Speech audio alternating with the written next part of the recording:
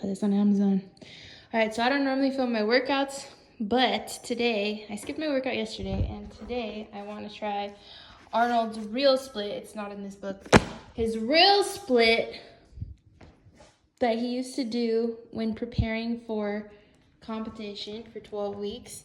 And that is chest, back, legs in one day, and arms and shoulders. So biceps, triceps, shoulders in the other. So I'm gonna film one of each of my sets that I do. Maybe I'll film one of each of the last sets. So it's not gonna be all about super heavy weights. It's gonna be more about getting this entire workout done. And I'm writing it down in the description. And it's gonna be one workout, one shot, one trip to the gym. Like I said, I did skip my workout yesterday, so whatever. All right, so that was my breakfast from 4 hours ago, and notice there were no carbs in there. Totally fine. I'm having 1 scoop of this. I already had it, and then I add 1 scoop of creatine. This morning I also had 1 DHEA, L-tyrosine, L-carnitine, zinc, B-complex, D3, glutathione, biotin. Now this is more for brain performance and immunity than it is for energy or strength, and this is just for my hair because these are what I take at night. Anyways, I'm gonna make a separate video about like supplements, but like I'm not saying you take the supplements I take them for a specific purpose, but that's not what this video is about. Let's go. This is a mega water bottle. I've already had 1.5 of these, so about 70 ounces of water on top of a small can of Perrier. Right, Noah? Woo! Okay, I gotta go now. It's gonna be my first IGTV workout video vlog. Every time I leave, she goes behind the couch. All right, yes, I'm leaving. I'll see you later, okay? All right, let's get it. Same. Mayday, mayday. I realized that my headphones are not in my bag. This could be bad. This could be really bad. Crisis averted. Headphones obtained. Alright, I'm starting with abs because I want my abs. Oh my god. I want my abs to be like kind of working. Alright, so I decided to narrate this video because let's be real, these kind of videos are pretty boring to watch. Yep, I said it. Unless it's like an instructional demonstration for training purposes, but this is not that, so I'm not going to be super instructional here. I decided to start with abs because somebody with great abs recommended that I do abs before this so that they would be more engaged throughout the workout. I'm not really sure if that's true or not, but it couldn't hurt. So I did 3 sets there, 3 sets here, and then I got a phone call and I wasn't able to film this set of hanging ab crunches. So then I decided to start with hamstring curls because this was actually the least intimidating movement, and I thought it might make me more limber at the squat rack, even though I normally save this for the end or skip it just because I think it's not worth it. But I'm wrong in thinking that. I just am being lazy normally when I skip it. So I decided to start with it, and I'm glad I did because I probably definitely would have skipped it if I had. One big tip though in getting all these exercises done is to write them down. I'm contemplating life right here because this is one of my least favorite exercise machines. It's the donkey kick machine, and this was my last set. But what I was saying was that if you write down your workout beforehand and then you commit to doing all of the sets and all the exercises you wrote down, you're more likely to get more done, and that's what I did. So I was finishing off my last set of these horrible, I don't even know what to call them, but I'm not re-recording that. Whatever these are, and this is the only way that it's worthwhile to do them because using a band or body weight isn't going to grow any mass whatsoever. So here I was just saying that I didn't lock up these weights properly, but that it was 155, and since the goal is not to max out or anything, and the overall goal is to do 91 sets in this workout altogether, which averaged out to about 900 reps total among all exercises, I decided not to get too crazy here, and this was fairly effective because I was moving along pretty quickly and getting fatigued very quickly, so I definitely felt that one. Really focusing on muscle to mind connection. So here are the good mornings. I like to do them here because there's a little bit more stability and I'm able to add more weight, and I quickly realized that this weight wasn't heavy enough, so I did attach the second clip of me doing almost doubled the weight, and realizing that that also wasn't enough. But since we had so many workouts or exercises ahead, I decided to keep it there the second time around. But these are not a squat, they're more of a hip hinging motion, and you do have to have a bit of core strength in order to do this. However, I feel like with the Smith machine, it's easier to develop that as opposed to doing it free weight. But with the belt, it kind of takes that away from you, because when you do wear the belt, although it does help you to support more weight that your back might not otherwise be able to handle, it does take away the natural core strength, the building aspect. But because I used the belt, I was focusing more on my glute activation this second time around, and I think it was fairly beneficial to increase the weight overall. So it was worth it, even though I took away, a little bit of the core aspect of this movement by adding the weight belt. So a lot of people do ask me about weight belts. I haven't been using one up until recently, and that's because I'm trying to do more volume and add more weight, and I want to see how much I can do, because I know my back and my core overall isn't that strong at the moment. I'm halfway done with legs. It's going good. Okay, now I'm getting into deadlifts. Not too heavy, just 35s on each side. I kept the belts on just so that I could move through them quickly. It does make it a little bit easier to get through the movement, because since it's not a max amount of weight and I am shooting for a significant amount of reps, I felt that by wearing the belts it would allow me to kind of breeze through it a little bit more. Don't know if that's cheating or not, but I did definitely feel this in my entire body. Alright, I'm doing alternating grip instead of overhand, which I'm practicing, so that I can get as many reps as I can, because I'm definitely starting to feel it. What I was saying was, I had mentioned before that I was trying overhand grips so that I could even out my shoulders, because I felt like one was depressed. I've been deadlifting this way for years, because it allows me to carry more weight without the bar slipping out of my weak little fingers, fragile hands, whatever you want to call them. Whatevs. And I just caved and decided to do alternating grip. But here I realized I could do 2 more reps. Come on, don't be a punk. So I picked it back up. Anyways, just trying to be a champ, you know what I mean? So I definitely neglect my quads, so I wanted to make sure that I did this variation before I did my regular squats. When your heels are elevated, that tends to be more of a quad focused squat, and when your toes are elevated, that tends to be more of a hamstring focused squat, from what I've been told. That could be wrong, but I definitely did feel it in my quads, as well as my hamstrings and my glutes. And this movement definitely burns, and it was a good one to do. I did about 3 sets only. Here I'm just doing regular squats, trying to get some depth, although I am feeling pretty fatigued at this point, and I really hate squats. And I also really hate upping my weight without a spotter for whatever reason.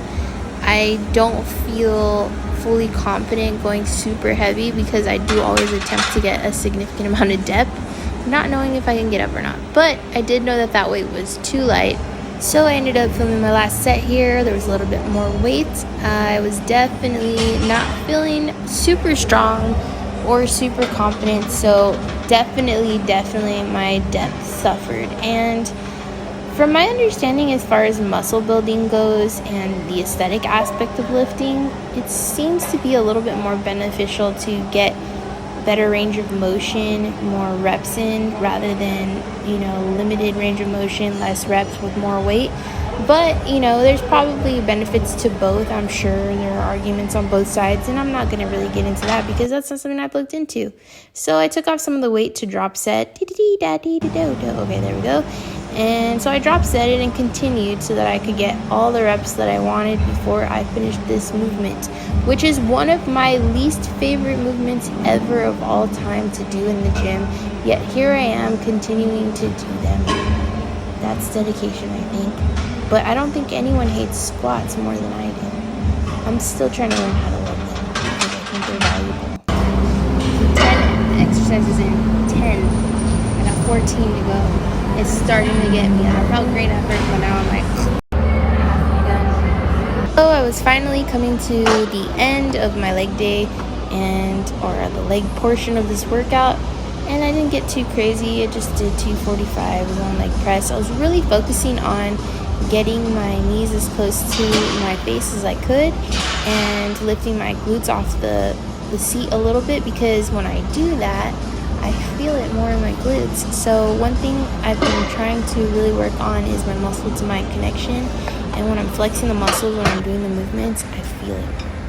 This superset was difficult. I was doing leg extensions. Like I said, I definitely neglect my quads, so they're not the strongest, and I think I was only extending with about 70 pounds. I know it says it's not really a lot, I guess, for what you might expect me to be doing there. This machine is a little awkward, so I wanted to go right into I guess split squats, but body weight split squats. And don't underestimate the power of combining leg press or leg extension with, why did I call it a leg press? With any type of lunge, because a lunging or split squat movement in combination with this is killer. I literally thought I was going to tip over at this moment. And normally I could do these all day, but not under these circumstances. So this was my last set, and I was feeling pretty good with myself. I was feeling pretty happy, actually. All right, I'm 2 hours in. I'm 46 sets in. I am 15 exercises in. I finished lower body. I'm gonna start upper body. I'm gonna take half of this, which isn't ideal, but 1 bottle, 6 carbs, 4 fat, and 26 grams protein, just because I'm gonna do back and chest now, and I have a call with my clients in a couple of hours, so I gotta be done. I gotta be done in an hour and a half. It's 3 o'clock. I got here at like 12:45-ish. So it's going good. Feel fine. Last time I ate was 7 a.m. I had 4 pasture-raised organic eggs and 1 grass-fed organic grass-finished ribeye, just from Butcher Box, which comes through because it's really cheap when you buy from them. And I also cooked that in beef tallow and had some salt, and I had, of course, my caffeine I showed you, and that's all. So, and the supplements. And that was 7 a.m. to 3 o'clock, so that's why I'm having half of one of these. I don't want to have a whole one because then I might get like crampy. You thought it was over? Me too. Imagine being me. Okay, this is over 2 hours of being here, and I condensed it into 10 minutes so far. But we're doing the classic lat pull down. This will give you, ladies, the hourglass figure of your dreams, maybe. I don't know. A lot of people seem to be paying for an hourglass figure, so I'm assuming it is something that people want to achieve, and so therefore do not sleep on this movement. It will also help you with your quote-unquote back fat. Now with the underhand grip, it works more of the inner muscles of the back, and I think it's important just to get as many muscle groups as you can in one area. I guess what I mean by that is that if you know the movements, definitely don't skimp out on them. I didn't do the heaviest back day. You'll notice that I used a lot of cable machines today. Sometimes I do landmines or T-bar rows with the actual barbell, but there was somebody over there and I wasn't feeling especially ambitious after all those exercises prior, so I just stuck to this plan. And these ones, they're a lot harder than they look. They look like tricep extensions, but if you notice, I'm not bending my elbow or hinging there, and that's what makes them more of a back movement, or that's one of the things that does. Now this one is a little bit more burny than you would think. That's a really weird word to describe it with, but I'm tired. It's 9 p.m., man. I just did this today. I went on a bike ride with my dog, took her to the dog park. Oh yeah, what were we talking about? Okay, so with this one, I was really trying to flex my back and touch my scapula together. And here is one of my favorite movements to do because it feels nice to get that good stretch.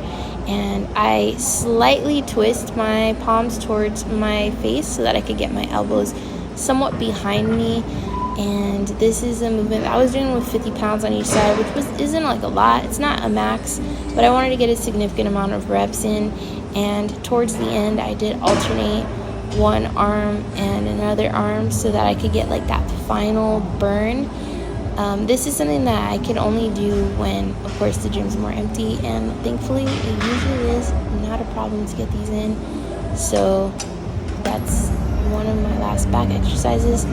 So I'm down to my last 2 back exercises. The seated row, I think this exercise is so boring, but it's one of the first exercises that I learned, and I started changing up the bar that I was using. So with this one, I'm doing an underhand variation with a little bit of a wider grip than with the bar that's shaped like handles, you know what I'm saying? I always forget what they're called. But with this one, it does help your posture, so it's good not to skip it. And my least favorite back, because it requires one of the more effort, is the dumbbell row. And I'm using 30 pounds here. I contemplated drop setting and I contemplated getting a heavier one, but my back was burning up and I just wanted to get some clean reps in and do a moderately heavy weight, because I knew I was gonna go into chest next, and I never do chest, not since my car accident. So this is something that's new for me, but I don't want to neglect it anymore just because I want to do Arnold's split today, so I'm gonna do some chest. That being said, I was fully prepared for that, and here's my first chest exercise. I was pretty happy because for a while I had a broken sternum last year, and for a while I couldn't do movements like this. So being able to do movements like this, I am happy. I wasn't going too heavy. This was about 30 pounds on each side. I definitely don't want to develop the line in between my chest, although there's nothing like wrong with having developed pecs, but a big reason why I usually avoid chest is because I'm not really a fan of pecs on a woman, but some women love it. These are pullovers, I believe that's what they're called, and I always see buff dudes with the big chi-chis doing these, so I decided to do them because my chest repertoire is limited, just because it's not something I do very much. And I was very scared that that dumbbell was gonna unscrew onto my face because it was really shaky, and then I thought that'd be the end of me. But I still did the movement, and I believe I did about 4 sets here, and so I was feeling pretty dead at this point, pretty hungry, pretty tired, pretty ready to leave. I think this was 3 hours in, and I'm not the strongest here. There was a time where I was building up my strength here at the incline bench press, but I do find this bench press to be a little bit harder than regular flat bench, which I also did. I didn't have a spotter and I didn't feel ambitious, so I didn't add weight to the 45-pound bar, but I figured this was a good start to get some reps in and get a good superset with the dumbbells.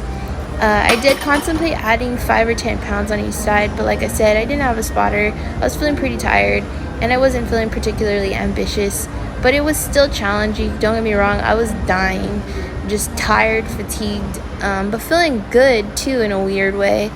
Just like kind of just been there for a long time. I mean, being at the gym for over 3 hours can take a toll on you. I don't know mentally, but physically I felt equipped. Oh wow, I didn't think I was done. And then I finished off here. So this is gonna be my last exercise. Woo, we did it. If you watched this far, wow, you're really dedicated to watching my content. Cool, I appreciate you. I bet you most people didn't watch this far though.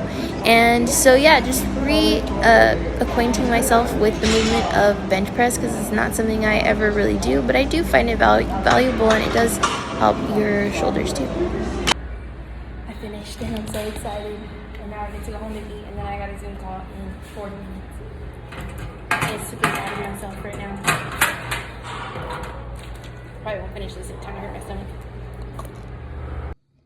And for post-workout, I'm doing my least lean ground beef. So normally I do 96% lean, but I haven't eaten since 7 a.m. and it's 4:30 p.m.